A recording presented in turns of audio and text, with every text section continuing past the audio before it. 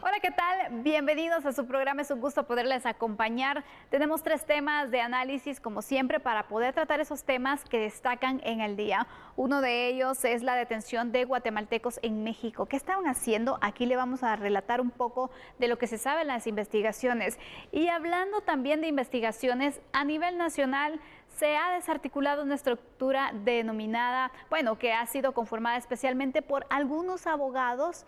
Ya le daremos detalles sobre la operación de estos profesionales del derecho que estaban realizando distintos ilícitos. Y también seguimiento a la situación del hundimiento en Villanueva. ¿Qué se sabe hasta el momento y cómo van a continuar las operaciones? Este será nuestro tercer tema que estaremos evaluando con el licenciado Julio Rivera Clavería. Buenas noches, Lee. Sandy, muy buenas noches. Buenas noches a todos los amigos en casa. Gracias por permitirnos entrar a sus hogares.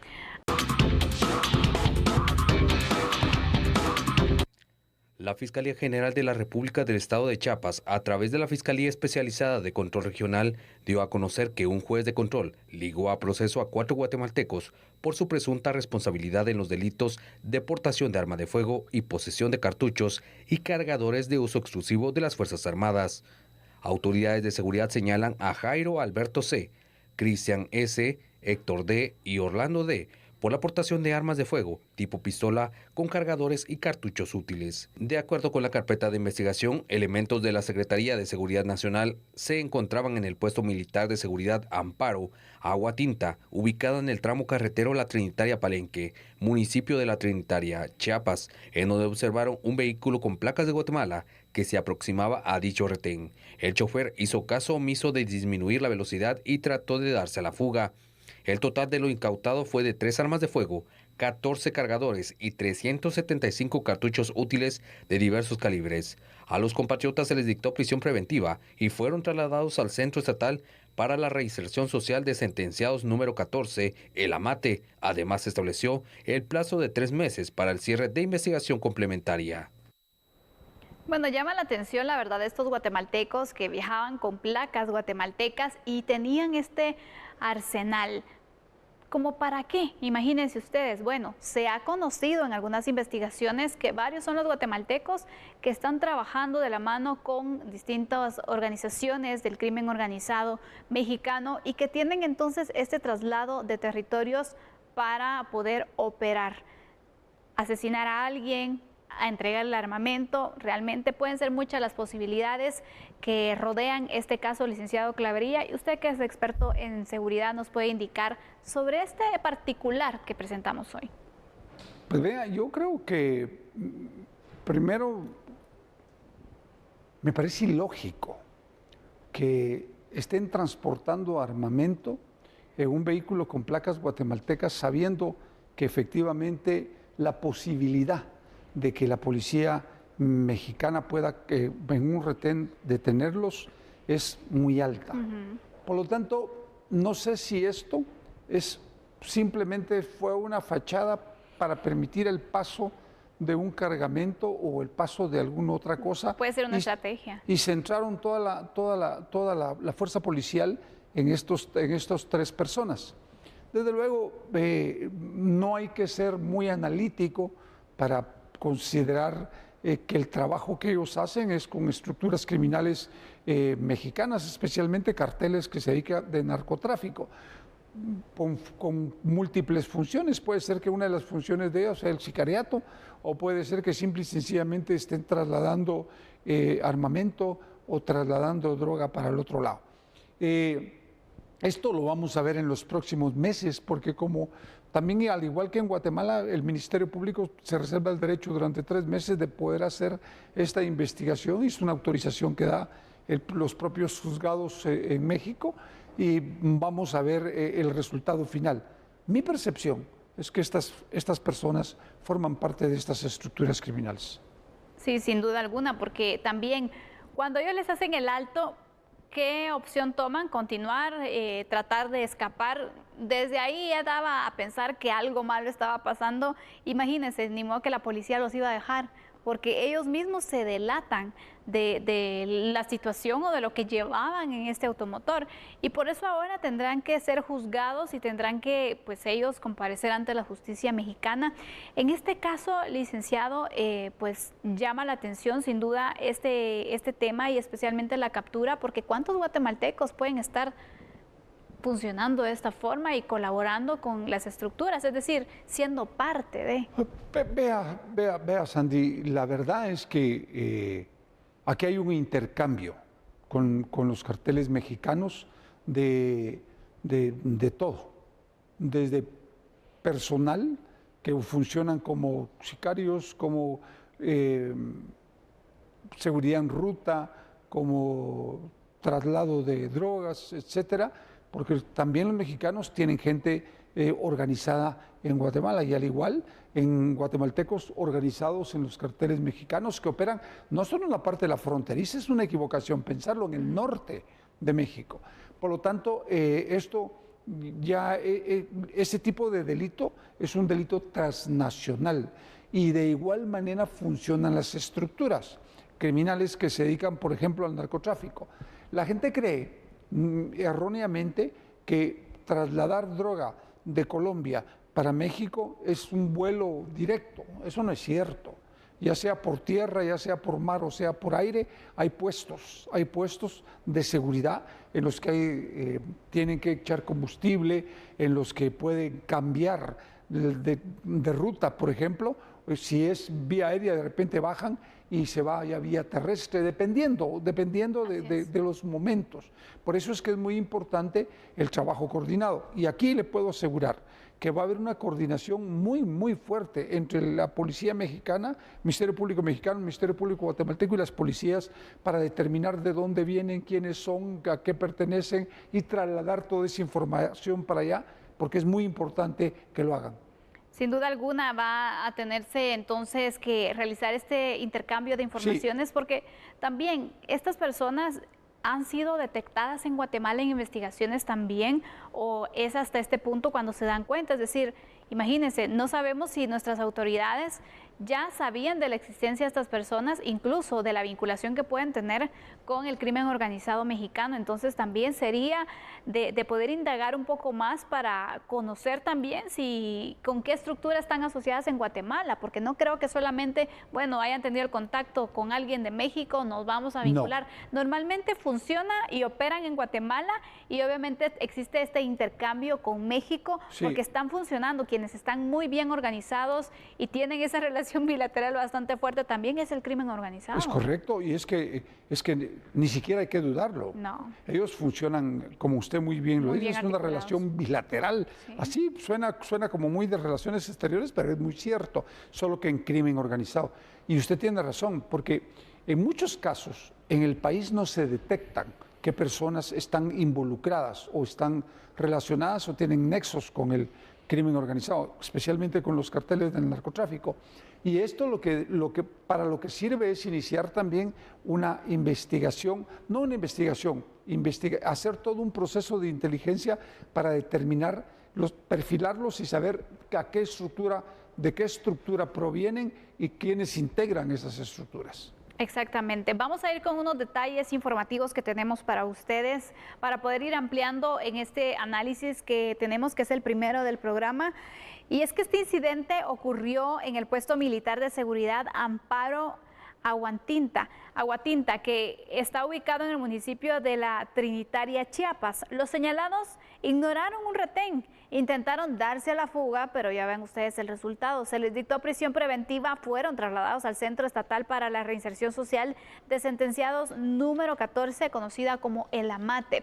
¿Y qué más se sabe de este caso? Pues los guatemaltecos fueron identificados como Jairo Alberto C., Cristian S., Héctor D. y Orlando D. Se protege su identidad también por la presunción de inocencia que se tiene, pero se le han dado estos nombres a estas personas señalados de portación de armas de fuego tipo pistola con cargadores y cartuchos útiles. Les incautaron 3 armas de fuego, 14 cargadores y 375 cartuchos útiles de diversos calibres. ¿Quién carga este tipo de armamento como para andar paseando por México. Realmente no, es muy difícil poder justificarlo de esta manera, ¿no? Por eso yo le digo, no, para mí no tiene lógica, no tiene ninguna lógica trasladarse en un vehículo con 3 armas de fuego, munición y cargadores y caer en un retén. Por eso, cuando hay un trasiego de armamento, es un trasiego de armamento grande y no son pistolas, normalmente son fusiles. Los que usted trasiega, porque las pistolas son más fácil de encontrar en cualquiera de los 2 países. En cambio, fusiles un poco más, no es tan complicado, pero también entran al mercado negro y especialmente para fortalecer estas estructuras. Por eso es que no me cuadra y me hace pensar que pudo haber sido una maniobra para dejar pasar algunas otras cosas, sabiendo que ellos se van a prisión el tiempo que sea necesario por portación de ilegal de armas de fuego, para mientras pasaron otros cargamentos por otras áreas. Pudieron servir de chivos expiatorios también. Es porque correcto. Sabemos que utilizan distintas estrategias para poder operar el crimen organizado y este puede ser una de las tácticas que puede realizar. No es la primera vez, que de hecho también se han conocido según las investigaciones y que también dan la sospecha de que esta fue la forma de operar. Independientemente si fueron chivos expiatorios o no, estos guatemaltecos deberán enfrentar la justicia mexicana y poder entonces ser procesados. Inicia el procedimiento penal para ellos. Tienen 3 meses las autoridades mexicanas para presentar los resultados de la investigación y de esta forma pues definir entonces si son culpables o inocentes, aunque realmente con todo esto que se ha presentado y prácticamente los agarraron con las manos en la masa, como dicen, con la evidencia. Entonces, es más complicado también poderse defender así, ¿no? Eso sí, yo creo que ellos van a ser sentenciados, seguramente. Pues desde luego, es un tipo de, este tipo de sentencias son sentencias, no desconozco cuánto es la pena en México, pero no son penas mayores. Por lo tanto, con buena conducta y todo, usted saldrá 3, 4 años y para mientras pudieron haber pasado, saber ni cuántas toneladas. Es decir, son temas muy interesantes, porque eso también ha sucedido en Guatemala. Claro. Usted ve que en algún momento hay un zafarrancho, hay un bloqueo, hay lo que sea, y por otro lado están pasando cualquier cantidad de drogas. Este caso, licenciado Clavería, ¿qué mensaje le envía a Guatemala, pero sobre todo a las autoridades encargadas de la seguridad nacional?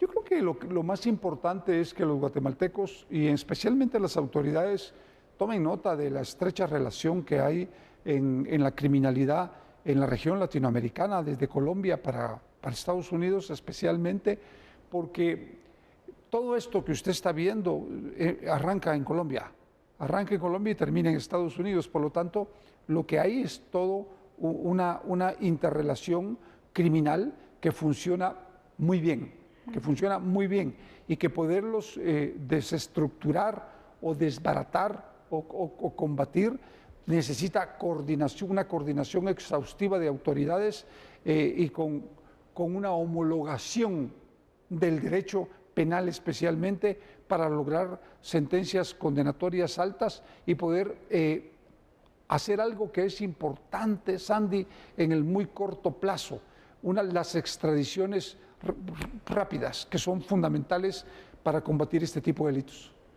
Así que este es nuestro primer tema, la situación de los guatemaltecos que enfrentarán a la justicia mexicana por esto que le hemos indicado. Se les fueron encontrados armamentos, se les encontró armamento y pues ahora están en prisión preventiva para poder iniciar el proceso y de esta forma que se les pueda indicar su culpabilidad o su inocencia. Cerramos así este tema. Vamos ahora a abarcar otras noticias antes de irnos a la pausa, porque ¿qué ha pasado con los pasos provisionales para el transporte pesado en El Salvador, Guatemala y también Honduras? ¿Qué pasará en los próximos días? Le tenemos información relacionada con este tema. Para ello, el día sábado emitimos un comunicado donde ya tomamos las primeras acciones a nivel de las rutas fiscales. También hemos redireccionado por el Corinto muchas de las operaciones aduaneras y con esto hemos tenido ya un monitoreo. El día de ayer, pues las lluvias bajaron. Esto de alguna forma ayuda a esas acciones que estamos tomando y vamos a estar a la expectativa de qué pueda pasar para ver si tenemos que hacer alguna otra modificación de las rutas fiscales y tomar acciones que vamos a estar comunicando oportunamente a los usuarios para no afectar el intercambio comercial entre países. Los daños que se han registrado en la red vial de los tres países a causa de las lluvias han impactado el costo de transporte y generado retrasos en los puntos aduaneros, por lo que se coordinan acciones regionales para atender esta situación. Sí, obviamente esto tiene un impacto. El hecho que haya problemas en carreteras hace a que haya un efecto directo en que las mercancías lleguen a las aduanas. Han existido algunos retrasos según retroalimentación que nos han dado importadores y exportadores. Sin embargo, dentro de la función que tenemos como administración tributaria ha sido generar las estrategias, hacer coordinaciones con otros directores de aduana. Asimismo, se monitorean anuncios de protestas en puntos aduaneros con El Salvador y suspensión de pasos de comercio en rutas de Honduras con Guatemala y El Salvador con Guatemala.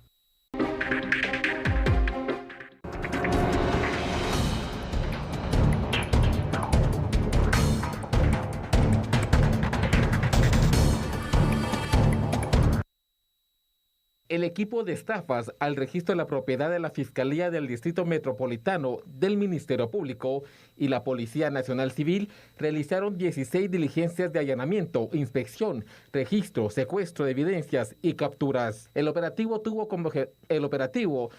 como objetivo detener y desarticular una organización criminal que bajo intimidación, amenazas y usando armas de fuego se apropiaron ilegalmente de algunas propiedades.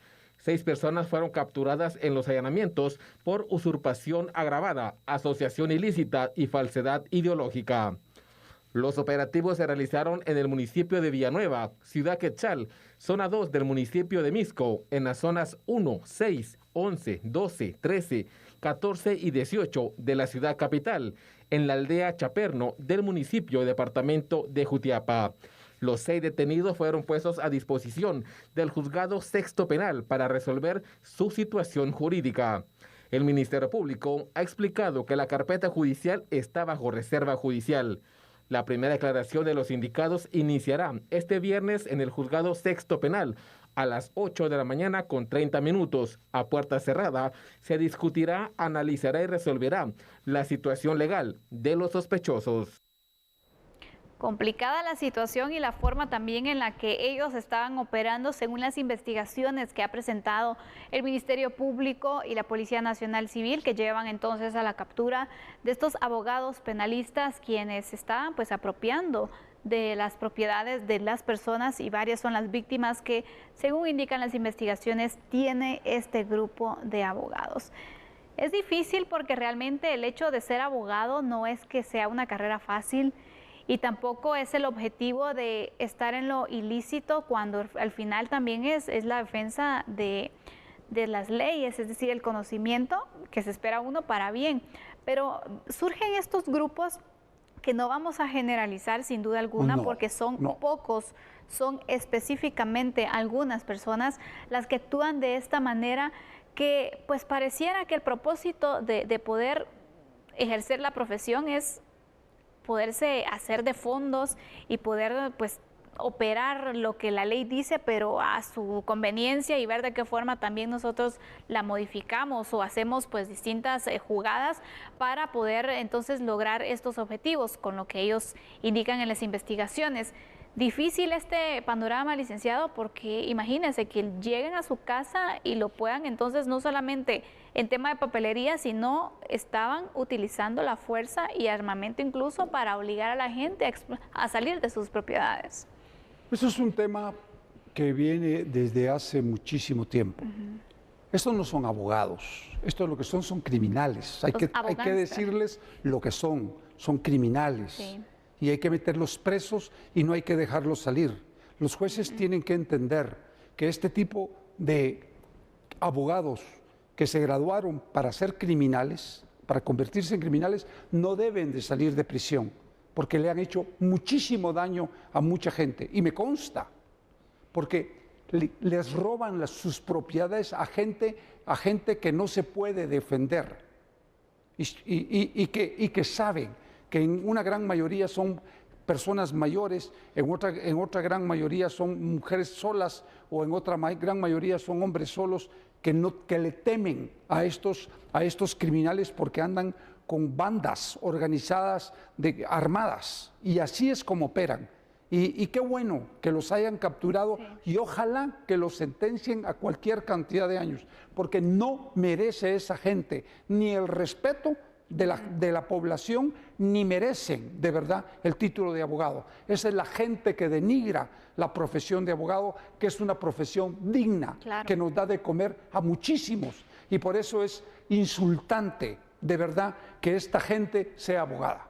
Y aparte de esto, licenciado, también lo que sorprende y lo que pues preocupa de este caso es que así como ha existido también otras estructuras, aquí también se está vinculando a personas que trabajan en el registro de la propiedad, que les facilitan información y procesos. Ahí voy, esa es la segunda parte, Sandy, porque estos criminales trabajan con criminales dentro del registro. Por eso es que es tan importante, señor registrador, que usted pase polígrafo a todos sus trabajadores. Ahí hay muchos recursos privados que los abogados pagamos para que efectivamente usted pueda pasar polígrafo a todos los operadores y puedan hacer investigaciones socioeconómicas. Eso, si de verdad queremos limpiar el registro de la propiedad, es con lo que hay que empezar. Porque vea qué rico, yo tengo mis propiedades y resulta que de repente, simple y sencillamente me las robaron, porque personas inescrupulosas que trabajan en el registro de la propiedad, no todos, esos criminales que colaboran con esas otras bandas criminales de abogados, son los que nos roban las propiedades a mucha gente. Y entonces, qué sabroso es que encima de eso yo tenga que pagarle al registro de la propiedad para dejar en suspenso mis propiedades. Eso no puede ser. No, totalmente. ¿Por qué no me lo hacen de manera gratuita si el problema lo ocasiona el registro de la propiedad? Si los ladrones, ahí hay ladrones en el registro de la propiedad que trabajan con bandas criminales de abogados. Sinceramente es un punto también que las autoridades del registro de la propiedad tendrán que ir reforzando, porque claro, no es la primera vez que se señala esta operación. Y ¿cómo poder entonces mantener la confianza y sobre todo poder ir detectando los malos trabajadores? Porque los malos trabajadores existen en todas las instituciones, claro, al final. Y creo que al final esto es un agravante que debería de tomarse en consideración, porque se está aprovechando la facilidad que se tienen de poder tener información, de poder hacer entonces el proceso sin que se den cuenta aparentemente, para poder también ganar dinero ilícitamente y poder entonces asociarse con otras personas que están actuando en el margen de la legalidad. Por eso yo le decía, Sandy, que pasen polígrafos, que hagan investigaciones socioeconómicas en todas las instituciones, en el Ministerio Público, en el organismo judicial, en la Policía Nacional, en todas las instituciones. Es que no es posible que usted no pueda confiar en ninguna institución de este país. No puede confiar, porque si usted confía, le roban todo, se lo quitan. Y eso es lo que hay que evitar, y la única forma es si los jefes, si los directores, si los ministros meten presos a ese montón de sinvergüenzas y ladrones. No hay otra opción. No. Es que no hay otra opción. A mí me parece injusto que le roben las propiedades a la gente. Las han dejado en la calle, Sandy. Las han dejado totalmente en la calle, 5, 6, 7 años después peleando por propiedades. ¿Quién le va a recuperar el dinero y la tranquilidad a la gente que ha perdido esas propiedades? ¿Quién se lo va a devolver? Nadie. El registro no hace nada. Es un tema muy difícil, sinceramente, y son varias las víctimas que se registran. En este caso en específico que le estamos abordando y en otros también que se han dado a lo largo de los años. Vamos a ir ampliando este análisis con unos datos que tenemos para ustedes, porque tanto la Declaración Universal de los Derechos Humanos como el Pacto de San José y el artículo 39 de la Constitución consagran de hecho el derecho fundamental a la propiedad privada. En teoría, el Estado de Guatemala garantiza dentro de los derechos reales el goce pleno y la certeza jurídica de la propiedad. Sin embargo, en la práctica es muy recurrente esta falta de certeza jurídica en lo registral, en donde muchas ocasiones de manera inexplicable las propiedades cambian de dueño y a veces el dueño es el último en enterarse y cuando sienten ya no tienen nada. Vamos con otra información porque causa preocupación el número de casos en los cuales por la fuerza estructuras criminales tratan o han logrado incluso despojar de sus inmuebles a varias personas.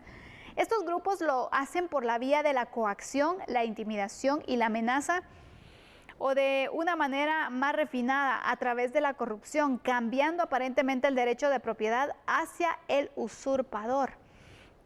Sin lugar a dudas es un desafío y un reto no solo para las autoridades de seguridad, sino también un reto mayúsculo para el Registro General de la Propiedad, poder erradicar esta situación, tener mayores controles y sobre todo controles permanentes que, como aquí ya se ha destacado, son necesarios ante una institución que se ha prestado mucho para poder realizar este tipo de acciones ilegales, que durante varios años se han señalado distintas estructuras criminales. Aquí tenemos otras, sumamos entonces las estructuras que se han aprovechado y que han tenido entonces ahí contactos en el registro de la propiedad para poder hacer de las suyas. Y qué facilidad, imagínense ustedes, cómo no van a poder hacer el cambio de las propiedades si tienen quien se los puede hacer. Revise usted cualquier otro país, eso no existe, eso no pasa. O en menores cantidades. No, no pasa, es la excepción a la regla, aquí es la regla. Aquí que le roben las propiedades a la gente es la regla. No es justo. Y en otros países es la excepción a la regla.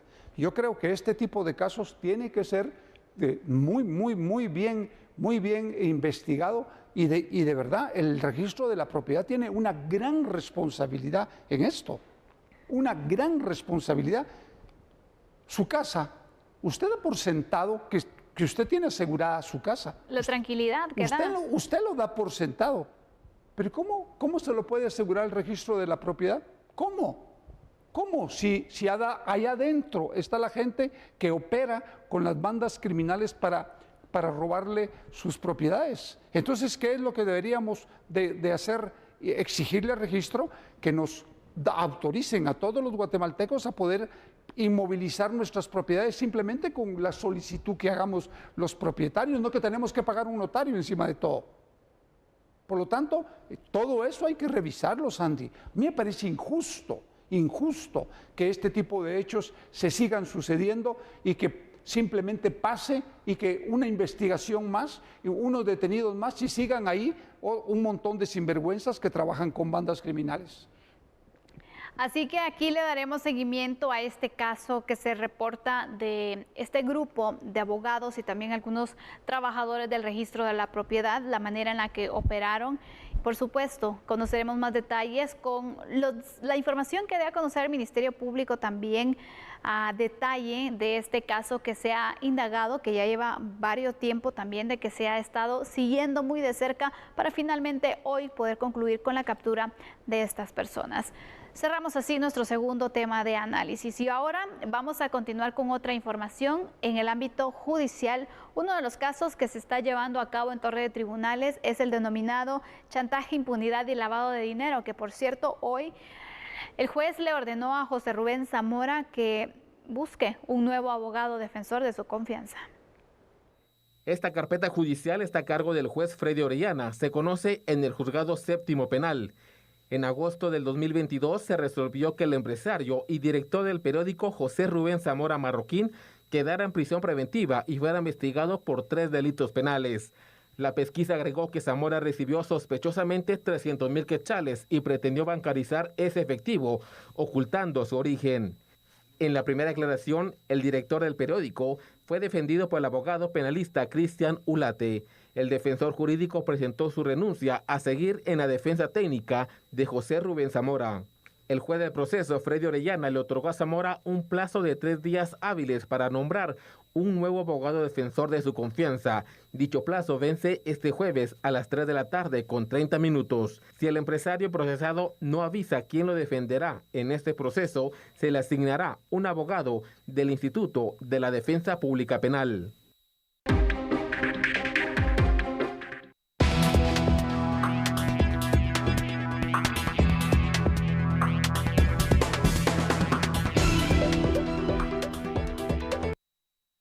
A través través de un escáner de frecuencia sísmica se logró la ubicación del vehículo que quedó soterrado en la calzada Concepción, zona 6 de Villanueva. El equipo de exploración geológica detectó que el carro en el que se conducían la madre e hija, que aún no han sido localizadas, está a 15 metros de profundidad de la zona excavada.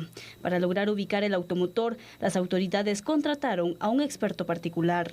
Se hizo en una medida de 10 metros por 30 metros de fondo. Podemos ver la ubicación donde hay variación de frecuencia, donde se encuentran metales, en este caso el vehículo. Tenemos otras gráficas donde nos indican, en este caso, en este punto tenemos nosotros una variación de frecuencia. Aquí encontramos nosotros distorsión en las diferentes frecuencias al tocar con metal. Nos da exactamente el punto donde se puede encontrar el vehículo. Hay otra distorsión que nosotros la tenemos en la parte de arriba, que es en la parte donde hay un puente que quedó puente entre un hoyo y otro agujero, donde posiblemente también tenemos algún tipo de metal muy pequeño. En este caso me informaban que también había una moto. Entonces es posible que la encontremos aquí. Autoridades señalaron que para extraer el vehículo deberán construir una rampa. ¿Cuánto tiempo nos va a llevar el rescate? No, es algo totalmente impredecible. En primer lugar, porque tenemos que hacer una rampa para ir descendiendo hasta llegar al punto donde podamos llegar a estar a la altura del vehículo para proceder a tunelearlo y tratar de extraerlo. No hay manera de que podamos hacerlo desde arriba por la profundidad en la que está, sin ocasionar más daños, que sería terrible que pudiéramos ocasionar una caída de más tierra sobre el vehículo. Vamos a depender, uno, del factor climático. Si nos llueve, como se lo explicamos a los familiares, si nos llueve todo un día no podemos trabajar, igual que si el día está con sol. Esperaríamos que el tiempo mejore y lo vamos a hacer, reducir lo antes posible. Sin embargo, la ubicación del carro no garantiza que se dé con el paradero de los cuerpos de Olga Emilia Chos Ulín, de 38 años, y de su hija Helen Michelle Mejía, de 14. Esto no nos indica que vamos a encontrar cuerpos dentro del vehículo. Puede ser que los cuerpos ya no estén dentro del vehículo. Entonces, esto va a ser tarea de las personas de búsqueda y rescate, que van a hacer toda la labor técnica ahí. Nosotros proporcionamos la ubicación sin pérdida de tiempo para llegar al objetivo lo más rápido posible. Dentro de todo esto, la esperanza que se tiene y las noticias buenas que se han recibido es que lograron ubicar y localizar la profundidad en la que se encuentra el vehículo para poder rescatar a las dos personas que se ha indicado se encuentran todavía ahí soterradas. La familia han vivido sin duda alguna momentos muy difíciles, porque imagínense ustedes estar esperando información, estar esperando que se pueda rescatar a sus seres queridos de esta situación. El impacto emocional que se está llevando sin duda alguna es una situación muy difícil. Nosotros que estamos viendo desde acá la información, las imágenes, tiende a afectarnos y de verdad es muy difícil poderlo ver y comprender y sobre todo imaginarse lo que se está viviendo. Imagínense la familia que está esperando poder entonces saber más información de sus seres queridos. Licenciado Clavería, es una situación que nadie se la imagina y que ha golpeado fuertemente, diría, al país. Lo que pasa es que estamos viviendo un invierno muy copioso. Sí. Y usted lo puede ver en muchas otras cosas. Por ejemplo, con los derrumbes, con los deslaves, con los deslizamientos y con estos hoyos que se han abierto, pero que en muchos de los casos hay que separar dos cosas. Una son los eventos naturales y otros los eventos por irresponsabilidades. Porque efectivamente, si usted no le da mantenimiento a la red de drenajes ni a los colectores de agua, el resultado va a ser este. Y entonces aquí el problema es que efectivamente hay responsabilidad de los alcaldes, nos guste o no.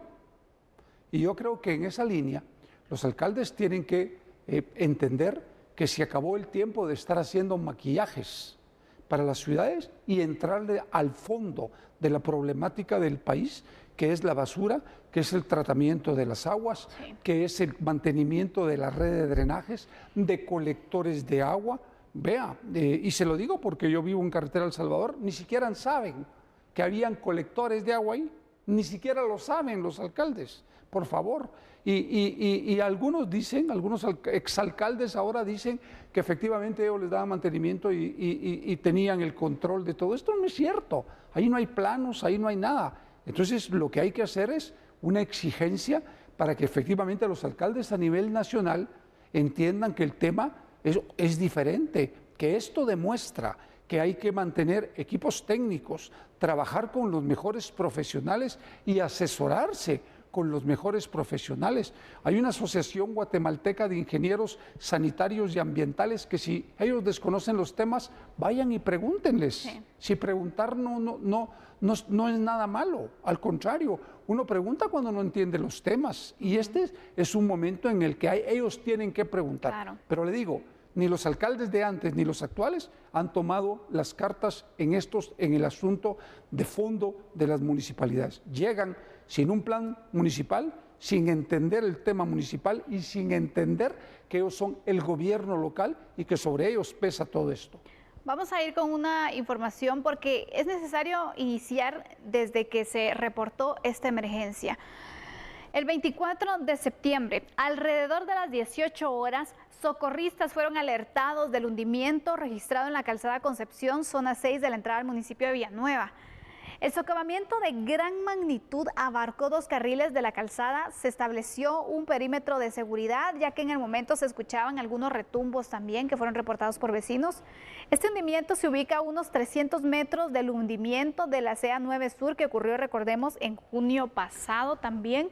Este es el segundo que se reporta entonces en esta ruta. Pero vamos con otros datos para ir ampliando también sobre esta emergencia, porque el sábado fueron atendidas 5 personas, 3 viajaban en un vehículo de color azul, otra de ellas en una motocicleta y la 5ª persona conducía un vehículo negro.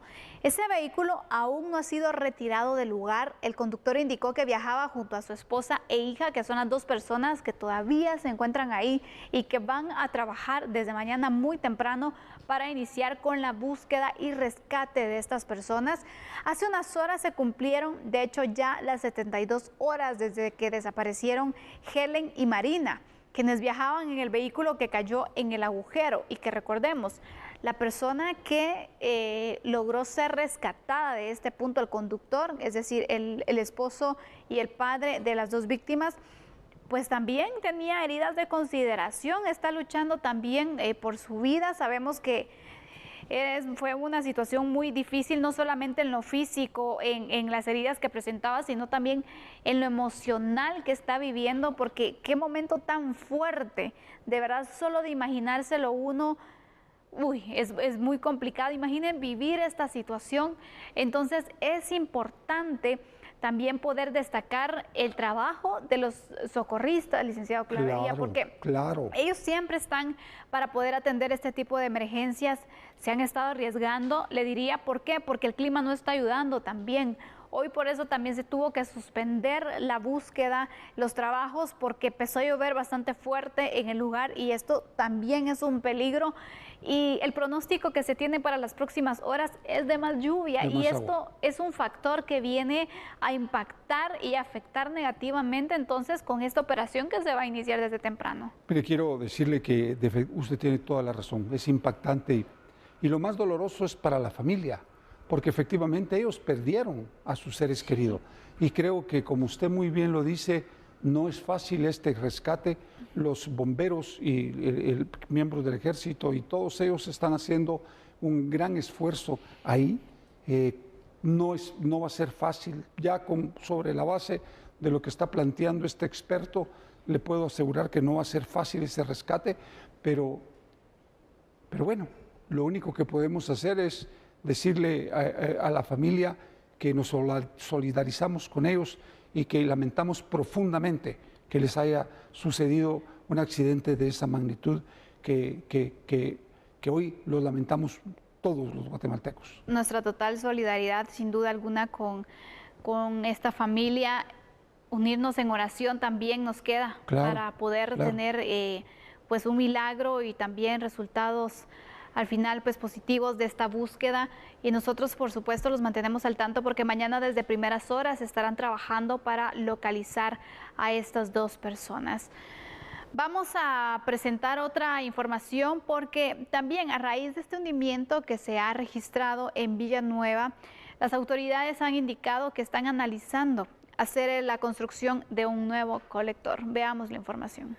No hay relación entre el evento del kilómetro 15 y este. No hay una relación de que uno haya sido la causa del otro. Son eventos totalmente separados.